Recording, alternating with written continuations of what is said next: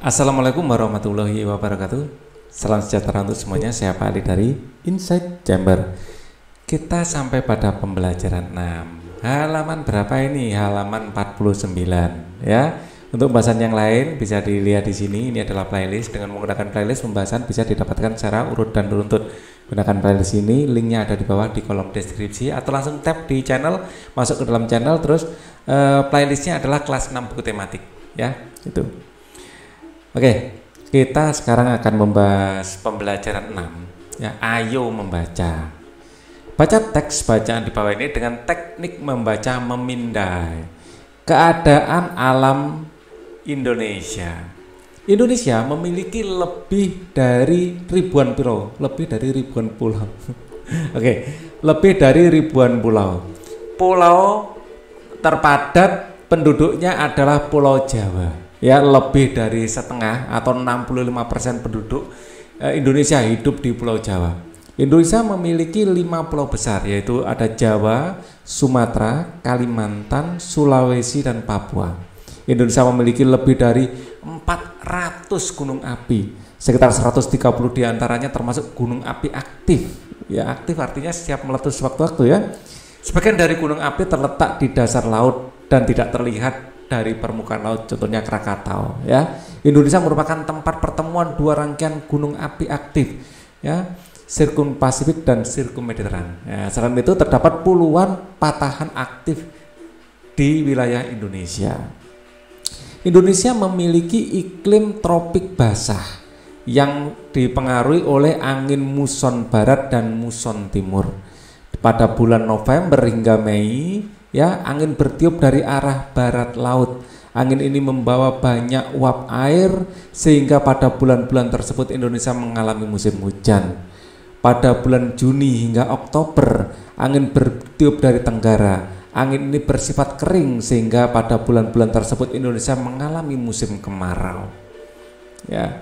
Suhu udara di dataran rendah Indonesia berkisar 23 derajat Celcius sampai 28 derajat Celcius sepanjang tahun, namun suhu juga sangat bervariasi. Rata-rata mendekati 40 derajat Celcius pada musim kemarau di Lembah Palu. Ya. Sulawesi, Pulau Timur, suhu di bawah 0 derajat Celcius di Pegunungan Jayawijaya karena ketinggiannya ya. Ya. Terdapat salju abadi di puncak pegunungan Papua seperti puncak Trikora, Gunung Wilhelmina yang tingginya adalah 4.730 meter, dan puncak Jaya, Gunung Kartens 5.030 meter. Curah hujan di Indonesia rata-rata 1.600 mm setahun. Daerah dengan curah hujan rata-rata tinggi sepanjang tahun adalah Aceh, Sumatera Barat, Sumatera Utara, Riau, Jambi, Bengkulu, dan Jawa Barat. Kalimantan Barat, Sulawesi Utara, Maluku Utara, dan Delta Membramo di Papua. Bacaan di atas merupakan contoh teks non-fiksi ya. Apakah kamu mengerti, apakah tahu pengertian teks non-fiksi? Teks non-fiksi itu teks yang ilmiah ya. Teks yang disusun berdasarkan fakta ilmiah. Teks yang disusun berdasarkan fakta ilmiah ya, bisa dibuktikan secara ilmiah. Karangan non-fiksi. Karangan non-fiksi adalah karangan yang dibuat berdasarkan fakta, realita, atau peristiwa yang ini ya non-fiksi ya. Non-fiksi adalah karangan yang dibuat berdasarkan fakta, realita, atau peristiwa yang benar-benar terjadi. Ya, tulisan non-fiksi biasanya berbentuk tulisan ilmiah atau ilmiah populer, laporan, artikel, feature, skripsi, tesis, disertasi, makalah, dan sebagainya. Perbedaan antara fiksi dan non-fiksi terletak pada masalah faktual atau tidak, imajiner atau tidak. Perbedaan antara keduanya sama sekali tidak ada hubungannya dengan gaya bahasa ataupun apapun ya selain masalah fakta atau khayalan. Jadi non-fiksi itu fakta, kalau fiksi itu khayalan, fiktif ya. Kalangan non-fiksi berusaha mencapai taraf objektivitas yang tinggi, berusaha menarik dan menggugah nalar pikiran pembaca. Bahasa karangan non-fiksi bersifat denotatif, ya makna yang sebenarnya denotatif, dan menunjukkan pengertian yang sudah terbatas sehingga tidak bermakna ganda. Ini denotatif itu makna sebenarnya.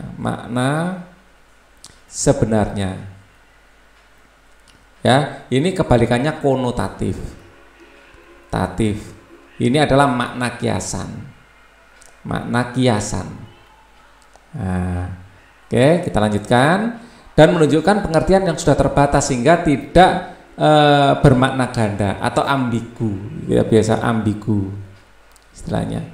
Non fiksi dibagi menjadi dua sebagai berikut. Non fiksi murni berisi pengembangan berdasarkan fakta-fakta autentik, dan non fiksi kreatif berawal dari data autentik kemudian dikembangkan sesuai dengan imajinasi penulisnya yang umumnya dalam bentuk novel, puisi, prosa, ya, dari teks non fiksi berjudul Keadaan Alam Indonesia. Sajikan informasi penting yang kamu temukan dalam format berikut, ya. Nama Ali, nama saya sendiri, ya. Kondisi umum alam Indonesia. Kondisi umum alam Indonesia. Kita lihat Indonesia memiliki intinya ribuan pulau, ya. Alam Indonesia kondisi umum, kalau alam, ya, bukan penduduknya, ya. Terletak pertemuan gunung api, ya, ini. Indonesia memiliki dari 4.000 gunung berapi, ya, dan 130 aktif. Nah, ini iklimnya tropis basah, ya, ya, oke. Suhu berkisar antara 23 sampai 28 Celcius, ini penting, ya. Oke. Secara umum Indonesia adalah tropis basah secara umum,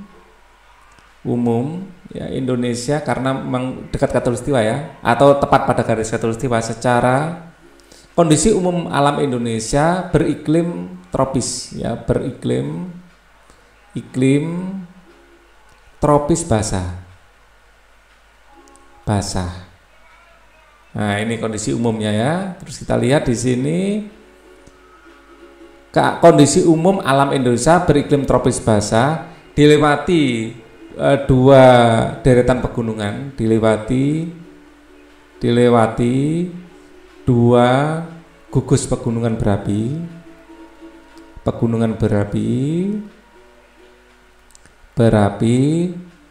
dan patahan, ya, tadi, ya, secara umum itu.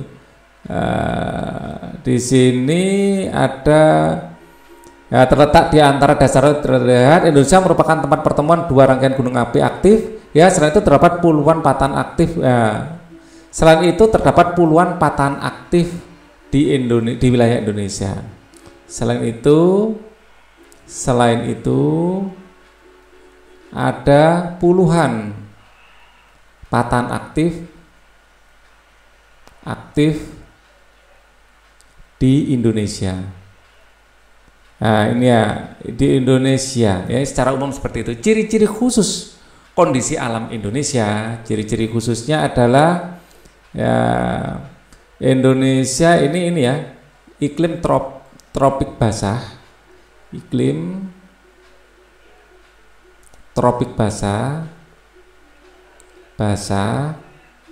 ya, tropik basah, ini kayak tropik basah.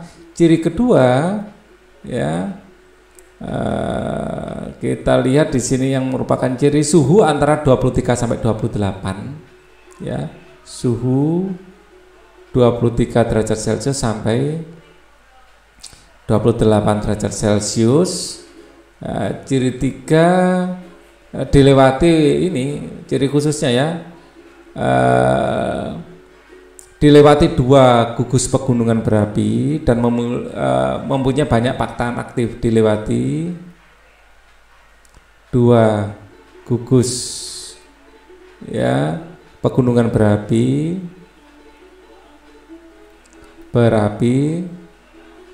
dan puluhan patahan aktif, ya, dan puluhan patahan aktif.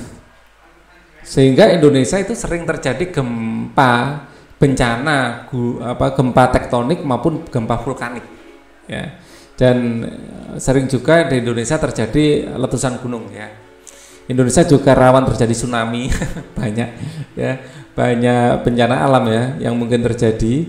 Indonesia termasuk negara dengan curah hujan yang cukup tinggi ya pada musim hujan. Beberapa daerah ya ini bisa ditambahkan sini ya, sehingga tropik basah ya, sehingga curah hujan tinggi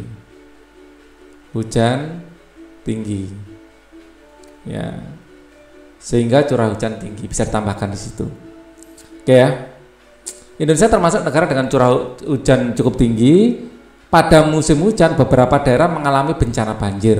Bacalah artikel tentang bencana banjir berikut ini ya. Di Jakarta banjir sudah menjadi peristiwa biasa ya. Jakarta kalau nggak banjir itu rasanya kangen mungkin. Jangan sampai ya. Semoga bisa segera teratasi ya. Di Jakarta banjir sudah menjadi peristiwa biasa. Pertama kali banjir di Jakarta terdokumentasi pada tahun 1699. Banjir sudah terjadi di Jakarta sejak zaman kolonial, sejak namanya Batavia. Ya, ada hal penting terkait banjir yang harus kita ketahui, ya, yakni sumbatan saluran air. Ya, mungkin sejak Sunda Kelapa ya, sebelum Batavia dulu Sunda Kelapa namanya. Adalah penting terkait banjir yang harus kita ketahui, yakni sumbatan saluran air. Sumbatan terjadi ketika Jakarta mengalami banjir. Di kota ini banjir tidak hanya berisi air, namun juga terdapat banyak sampah juga. Banyak orang menganggap air merupakan suatu elemen penyebab polusi. Sebenarnya sampahnya yang menyebabkan air terkena polusi, airnya sendiri enggak. Ya. Ketika terjadi banyak sampah sepanjang sungai, tidak ada ruang lagi bagi air untuk mengalir karena terhambat oleh sampah tersebut. Tak pelak lagi, air pun meluap dan terjadilah banjir. Air dan sampah bercampur dan mengalir di sepanjang jalan yang biasa kita lewati. Saya percaya bahwa kita bisa mengurangi risiko banjir jika Pemda Jakarta melakukan berbagai proyek air yang dapat mengedukasi dan menginformasikan bagaimana cara membuang sampah yang benar serta sanksi tertentu apabila tidak mematuhi aturan. Tutur Kandrian Atahyat, seorang ahli arkeologi dan pelestari Kota Tua Jakarta. Ya, jadi sebenarnya banjir itu bukan sesuatu yang nggak bisa diatasi, minimal dikurangi dampaknya. Ya.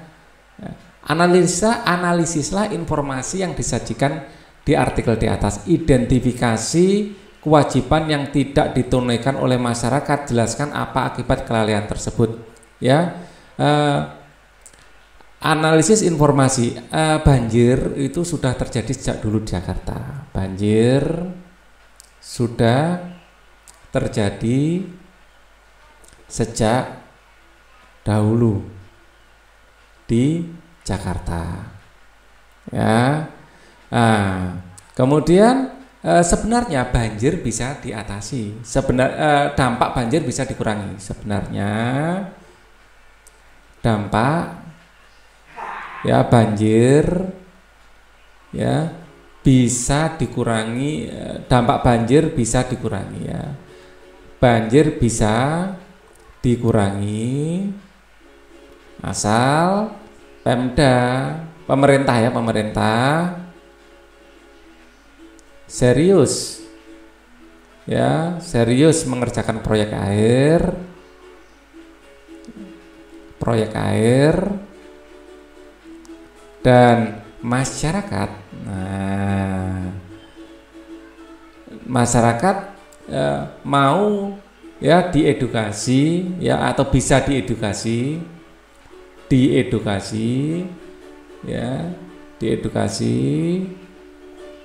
ya dalam menangani masalah sampah, dalam menangani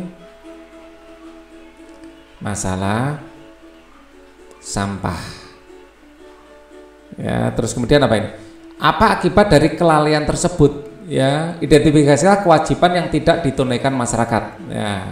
Di sini kewajiban yang tidak ditunaikan masyarakat adalah ya kewajiban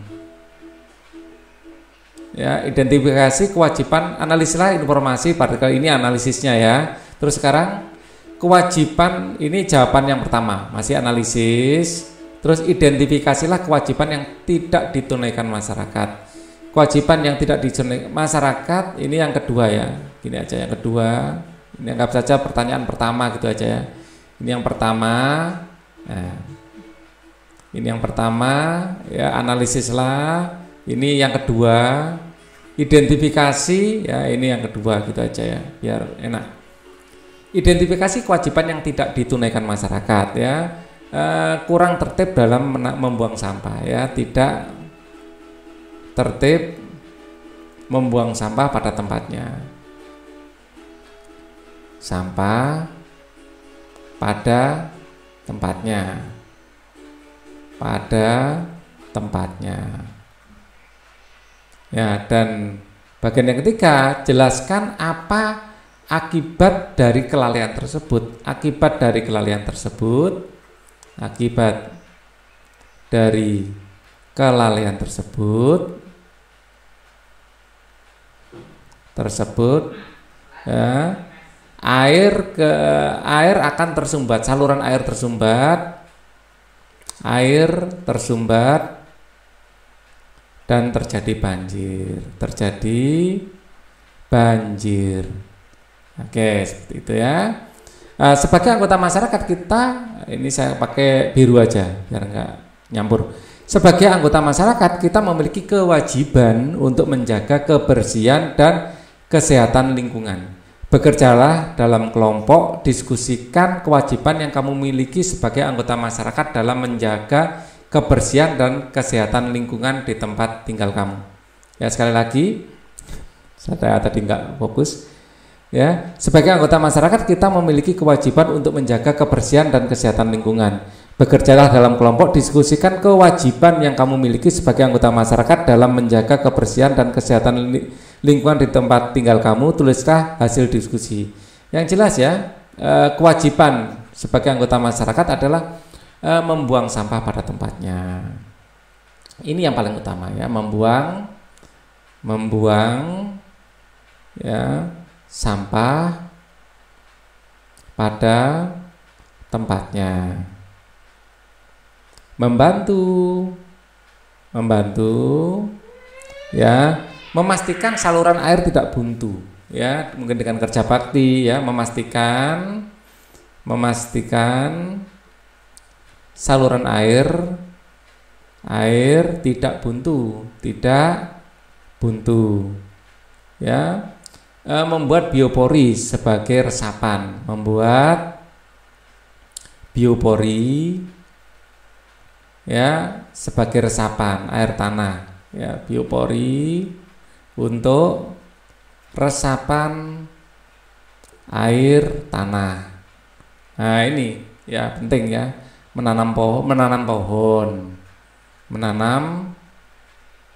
pohon di lingkungan sekitar ya, dan sekitar ya, tanah-tanah kosong itu paling tidak dikasih taman-taman gitu ya, dan kita bantu rawat ya, itu yang bisa kita lakukan. Ketika musim hujan tiba, lapangan sekolah menjadi becek dan berlumpur. Hal ini mengakibatkan sepatu siswa menjadi kotor. Untuk menjaga kebersihan dan kenyamanan, SD Pelita Hati membuat jadwal piket tambahan. Mematuhi dan menjalankan jadwal piket dengan baik merupakan kewajiban setiap siswa SD Pelita Hati. Bantulah ya SD Pelita Hati dengan membuat daftar hal-hal yang harus dilakukan oleh petugas piket dan siswa-siswa lainnya sebagai perwujudan kewajibannya dalam menjaga lingkungan sekolah. Ya, kewajiban tugas piket mungkin menyiram taman sekitar sekolah. Ya. Yang kedua, membersihkan halaman ya, membersihkan halaman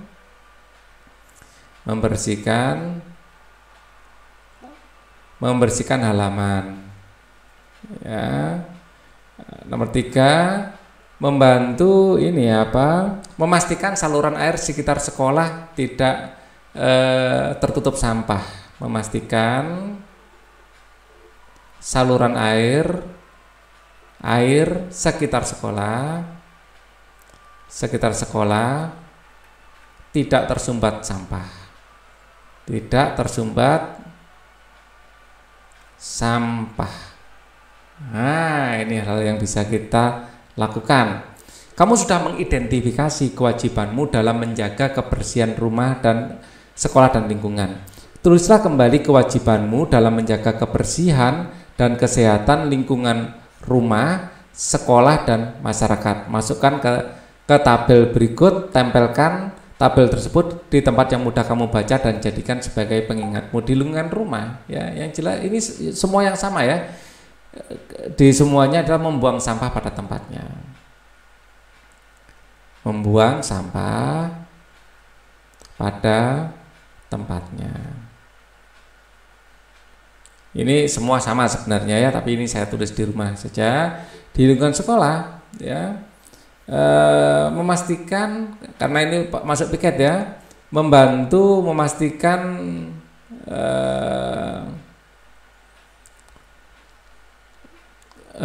menjaga kebersihan dan kesehatan lingkungan rumah, sekolah ya. Ini yang masyarakat dulu ya, mengikuti kerja bakti ya, mengikuti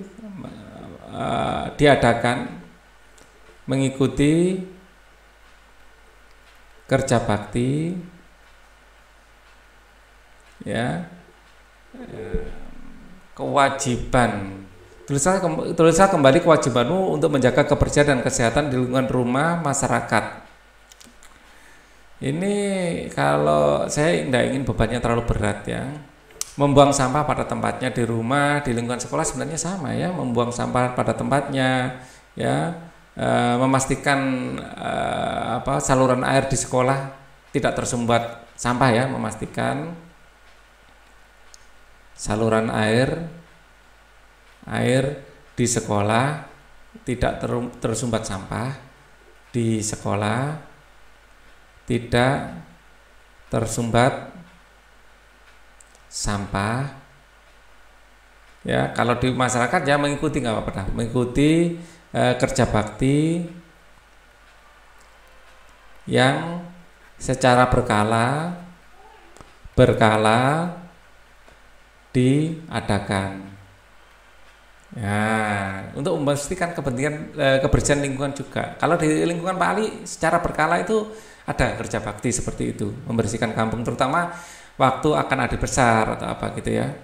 Jadi sebenarnya membuang sampah ini semuanya iya ya. Kewajibanku dalam menjaga kebersihan dan kesehatan. Ini sebagai contoh. Kemudian ayo bernyanyi. Menjaga kebersihan dan kesehatan adalah kewajiban semua penghuni sekolah. Nyanyikan lagu Bersih dan Sehat bersama temanmu. Nyanyikan lagu ini dan perhatikan interval nada dalam lagu, kemudian tampilkan tersebut di depan kelas. Ya. Ya, saya Pak Ali agak lupa lagunya seperti apa ini.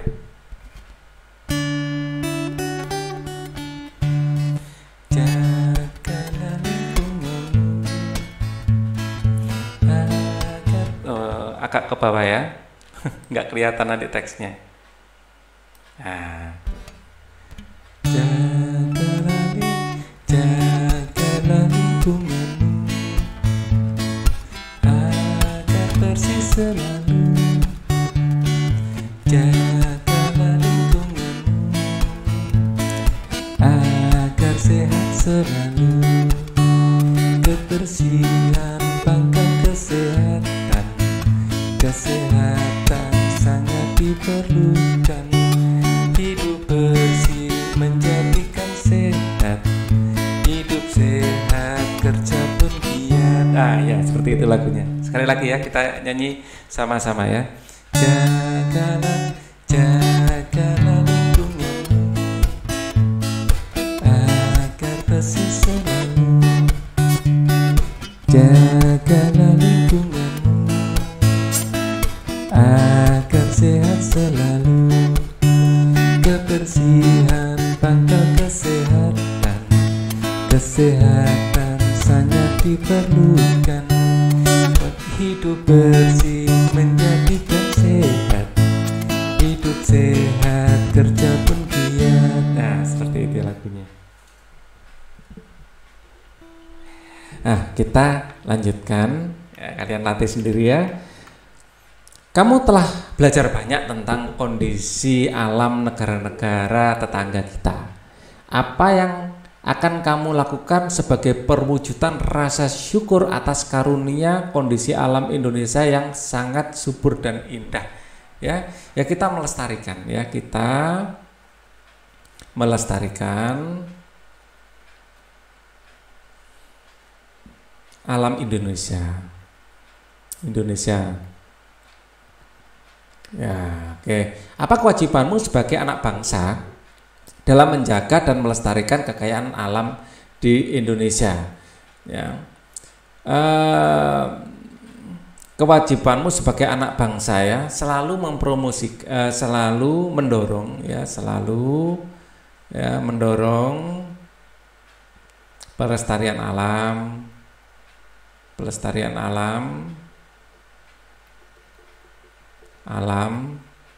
mendukung usaha-usaha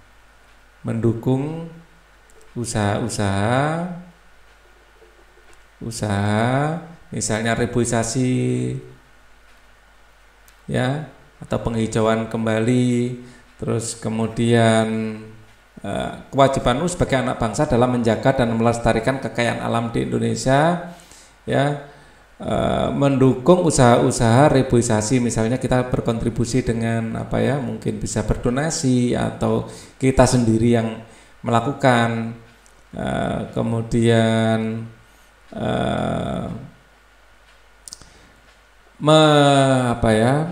menentang segala bentuk menentang ya, segala usaha-usaha, menentang atau mengingatkan ya segala kegiatan ya yang ya bisa merusak alam ya, paling tidak dengan bersuara. Mungkin kita menandatangani sebuah petisi apabila ada kerusakan hutan yang disebabkan oleh pihak-pihak tertentu, agar kalau seluruh rakyat itu menyuarakan usaha-usaha seperti itu, maka biasanya tindakan akan segera diambil oleh pemerintah.